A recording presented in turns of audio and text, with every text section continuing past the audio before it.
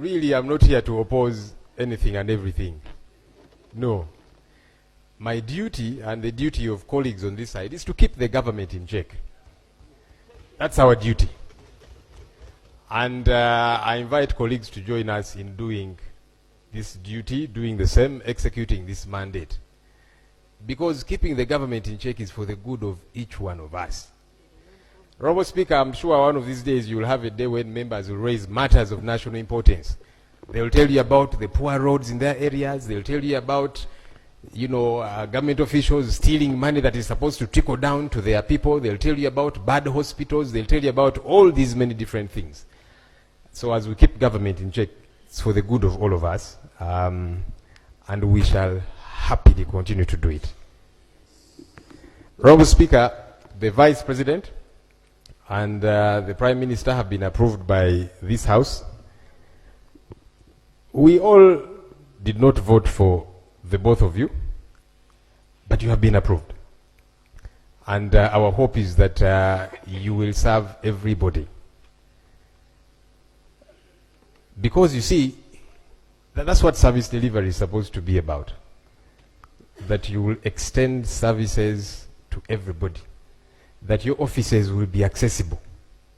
We are going to bother you a great deal. Please get ready. Whether it be knocking at your offices, whether it be here on the floor, we shall not come at your home.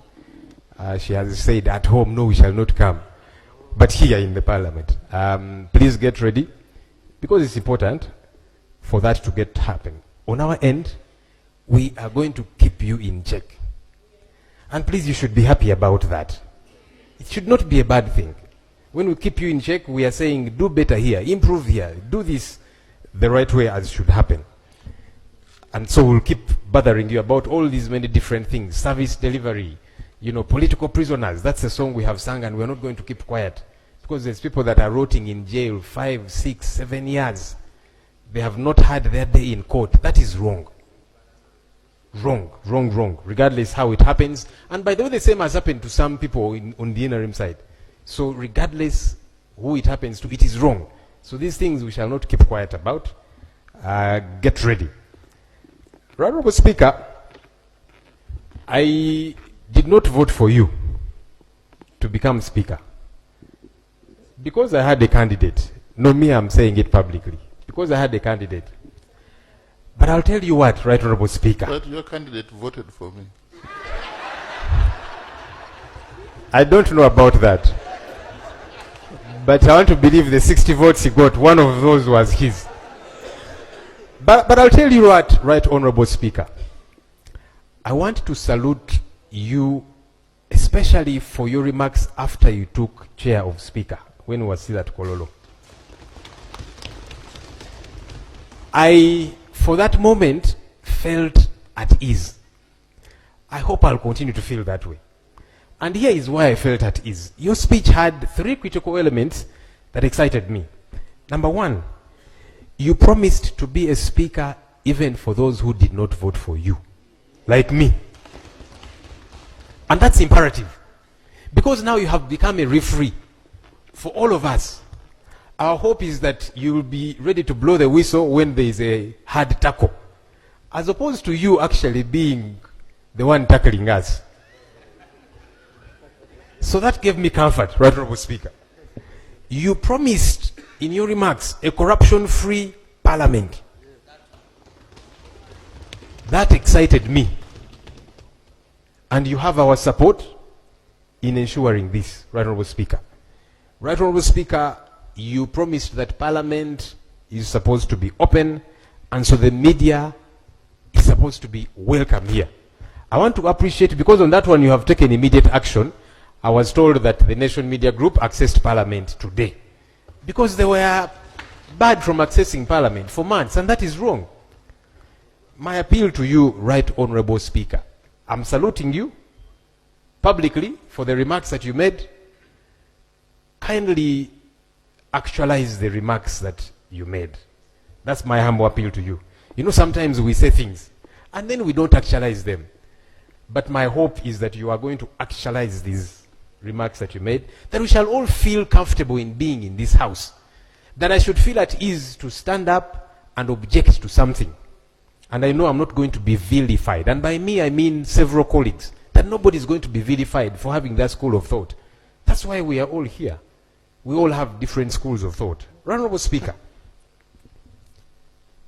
I have been leader of the opposition for 2.5 years, in the 11th Parliament. Leader of opposition by law is part of the Parliamentary Commission.